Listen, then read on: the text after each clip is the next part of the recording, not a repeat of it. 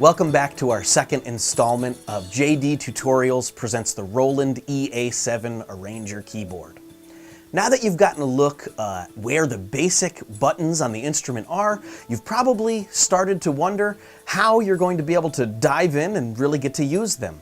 Well, before we do that, what we're going to do is outline some of the features that you can find on pages 12 and 13 of your owner's manual entitled Before You Start Using the EA7.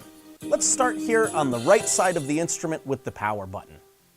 Now, before you depress the power button, Roland does suggest that you ensure that your master volume, which you can find all the way on the left side of your instrument, is set to the minimum position. Once your volume is set at the minimum, I'll press and momentarily hold that power button. You can see the screens instantly start to light up.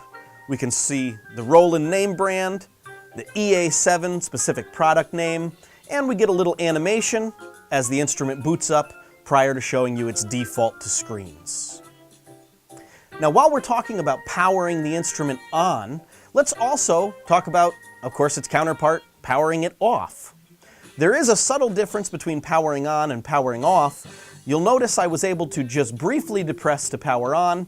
You will want to press and momentarily hold the power button in order to turn the instrument off. Again, just as we ensured that the master volume was set to the complete minimum in order to turn the instrument on, you'll want to do the same before turning it off. On the right, I now press and momentarily hold the button, and you'll see the power off logo, and the instrument then shuts down. Well, let's turn it back on for a moment as we continue our journey through these buttons. Since we've referenced the master volume switch, let's talk a little bit more about that. The master volume switch, of course, we pointed out, is on the far left of the instrument here. It's actually got two functions. Not only will it control the volume output of the instrument from its internal speakers, but it will also control the headphone volume should you choose to plug in a set of headphones. Now, when it comes to the speakers that you have chosen, be it headphones, internal speakers, or perhaps the line out that the instrument provides you, you're going to discover that on the far right of the instrument, you've got a button labeled Output Mode. This is an important button because it will optimize the output sound based on the speakers that you've chosen. For instance, when I depress this button and I see this blue light on, you can see that the indicator says Built-in Speaker. That means that the sound has been optimized to come from the internal speakers. If instead I turn that light off, now you can see when the light is off, the sounds have been optimized for a line output. In other words, it's applying an equalization and a compression based on the fact that the output is going out of the line level output and is intended to be going into some other speaker system. It is worthy of mentioning that you can manipulate those EQ and compression settings through various menus, but we'll get into that in a later video. One of the last things that you should be aware of when it comes to the on, off, and general volume functions of this instrument is the fact that it does have a built-in auto power off function.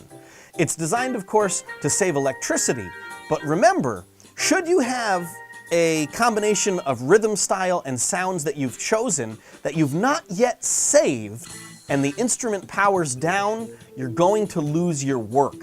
So let's find out how we can activate and deactivate that feature. We'll start by pressing the menu button. When you press the menu button, the right screen presents you with various menu options. Well, we would like to select the global option, and now we need to select page 2 within the global settings. On page 2, you can see that the first setting, which happens to be selected, is auto off. By pressing these two value buttons, I can change that parameter. So right now it's set to off. I can set the auto off setting for 10 minutes from now, 30 minutes from now, or at the uppermost level, 240 minutes from now. Just to be safe, I'm going to set mine to off. In this fashion, the instrument will not turn off unless I ask it to do so. All right, well, now that you know how to turn the power on and off on your instrument, I'm sure that you are very anxious to get started making music. Well, we'd like to invite you to join us for our next video where we'll lay out the basics of the EA7 and how to interact with these screens and buttons that you've just seen.